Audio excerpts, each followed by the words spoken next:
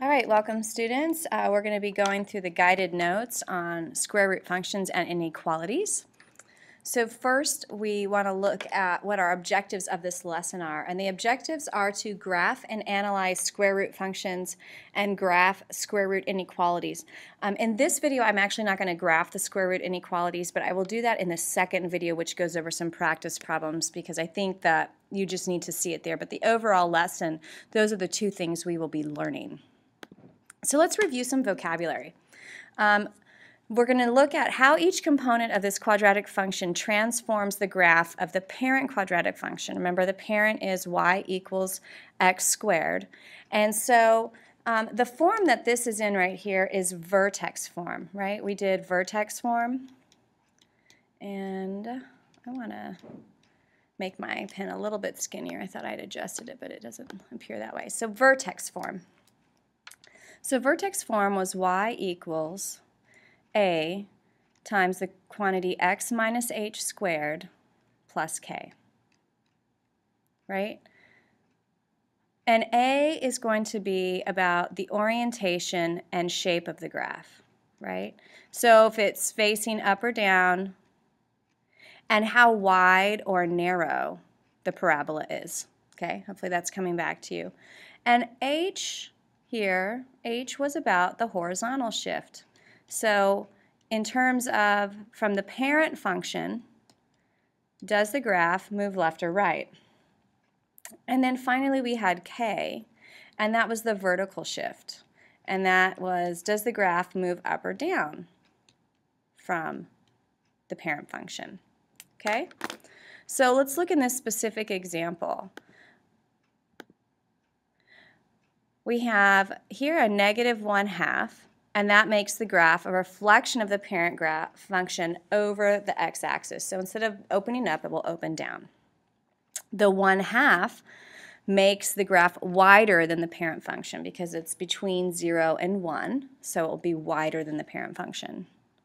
The 1, now here's a key thing, the 1 moves it left. Now we see that positive and we want to think it's going to move it right, but remember the original vertex form was minus h.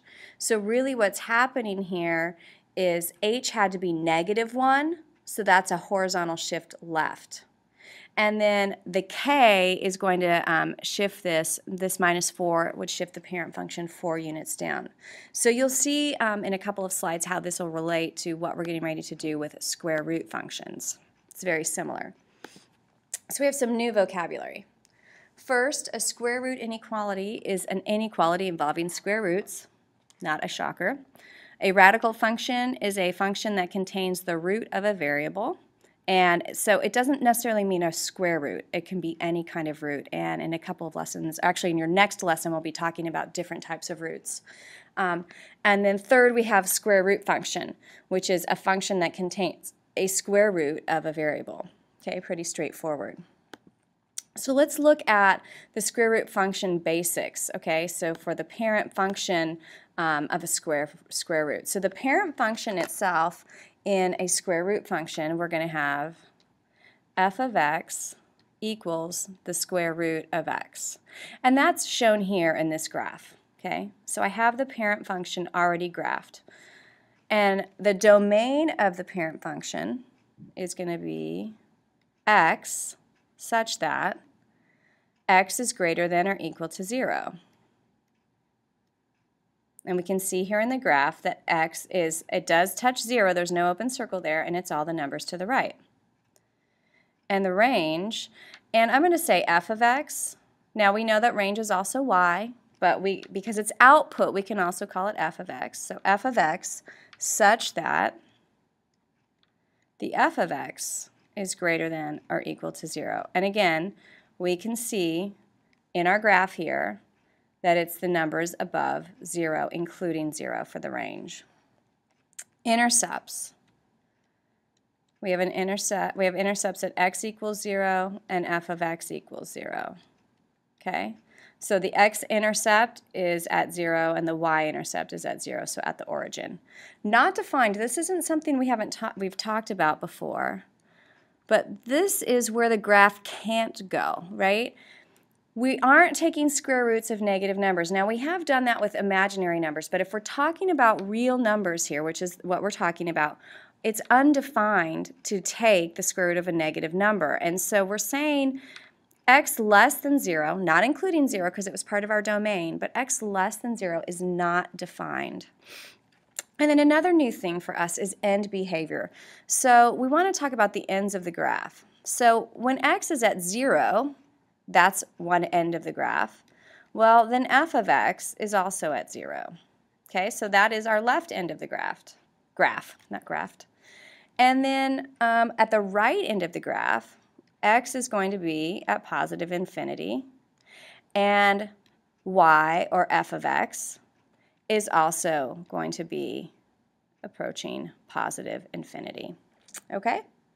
So this graph here, this is the parent function, this is the f of x equals the square root of x, as long as we have this domain restriction, x is greater than or equal to 0. So we have an indication that x cannot just be any real number. All right, and let's talk about then how we can identify the domain and range for a square root function. And I'm going to walk you through it with this chart using this specific example, f of x equals the square root of 2x plus 3, that quantity minus 3. So first we're going to ask ourselves, we're going to do domain. We always do domain, and then we set the range based on the domain. So when we look at this, we know that inside, right, inside the square root can never be negative. That's the part that can never be negative, whatever is inside the square root, because we're talking about real numbers here. So that can never be negative. So what expression can never be negative? Well, in this case, it's 2x plus 6. In our parent function, it was just the x, because that was what was under the square root. In this case, it's 2x plus 6. So let's write an inequality and solve it. So we say, okay, 2x plus 6 has to be greater than or equal to 0, because it can't be negative. So I'm just going to come over here and solve that inequality. 2x plus 6 is greater than or equal to 0. So I'll subtract 6 from each side, and now I'll divide by 2.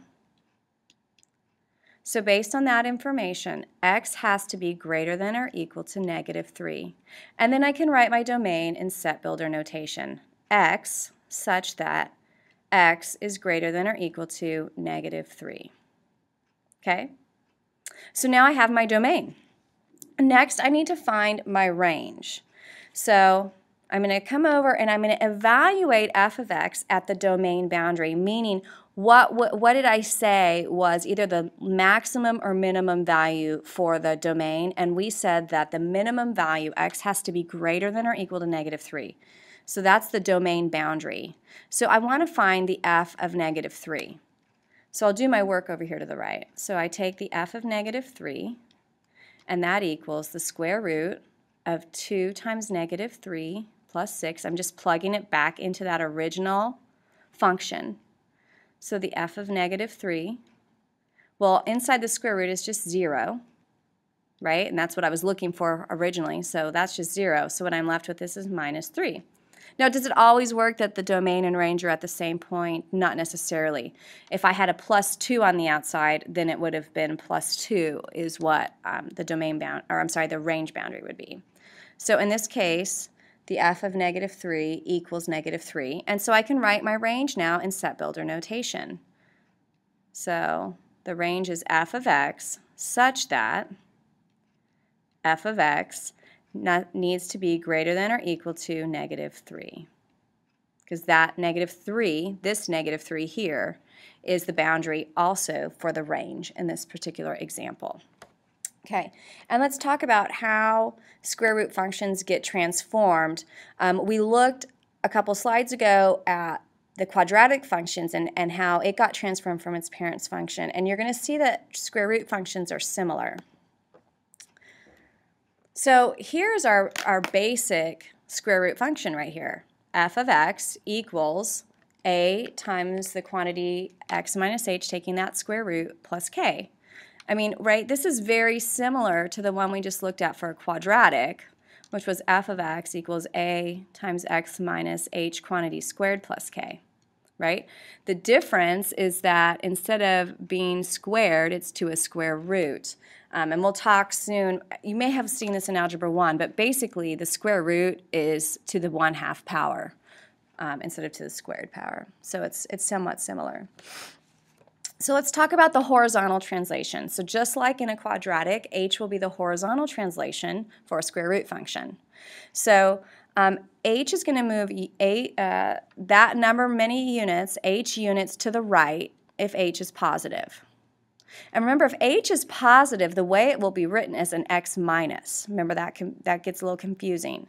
And then it's going to move the absolute value because distance is never negative, so the absolute value of whatever, if h is negative, it's going to move h units to the left, or absolute value of h units to the left. And how that would look would be, this would be a plus here, okay? Because if this is negative, then two negatives are going to make that be a positive in an actual real example. Vertical translation. Just like with the quadratic, you're going to move k units up if k is positive, and you're going to move the absolute value of k units down if k is negative. All right, now let's talk about the domain. And sorry, that little box is there, that's a little messy. So the domain is always going to be x such that, and I'll just write it to the side of that box, you didn't need that box, x is greater than or equal to h. Okay? And I'll just quickly go back to that previous example, right? And well, in this case, I'm sorry, because this was being multiplied by 2, it wasn't just h because of being multiplied by 2. So this is just assuming that x doesn't have a coefficient other than 1. Let me be clear about that. Okay, next, the range. So if a is greater than 0, meaning it's going to be a positive, right? It's going to be positive in terms of a, and that's like this graph down here. That's this one right here when a is positive. If a were negative, it would come down here. It would be like this. That's the negative version, okay? But if a is positive, okay, then the range is going to be, and again, you can ignore that box. I'll write to the side of it, f of x such that f of x is greater than or equal to k. And then if a is less than 0, so if it's a negative value for a in front, it's going to be f of x such that the f of x is less than or equal to k. Okay? So that's how we determine the range. And you can see if it's positive, it's this top one. So y is going to have positive values. And if it's a is negative, well, it's going to come down below instead. And so y is going to have negative values. So that's why it would be less than or equal to k. All right. Orientation and shape, what the a does. So again, if a is less than 0, it's going to reflect across the x-axis, and I've drawn that in. I've drawn it being reflected across the x-axis. Next, if it's the absolute value of it is greater than 1, then the graph is stretched vertically. And this is, whoops, I did not want it that fat. This is like we did with quadratics, and let me show you what that means. If it's stretched vertically, then it's going to just move, it's going to be stretched like that, and actually probably go a little bit higher. Mine probably tapered off too soon. And then finally, if it is compressed, then the graph, if it's between 0 and 1, then the graph is compressed vertically. And what that means is it would be below. So it would take off lower, something like that. Okay? So that's the differences in the graphs. In the next video, I'm going to go over some of the practice problems. I'll guide you through a few, and then you'll do the rest on your own so that you can see how we apply all of this. See you soon.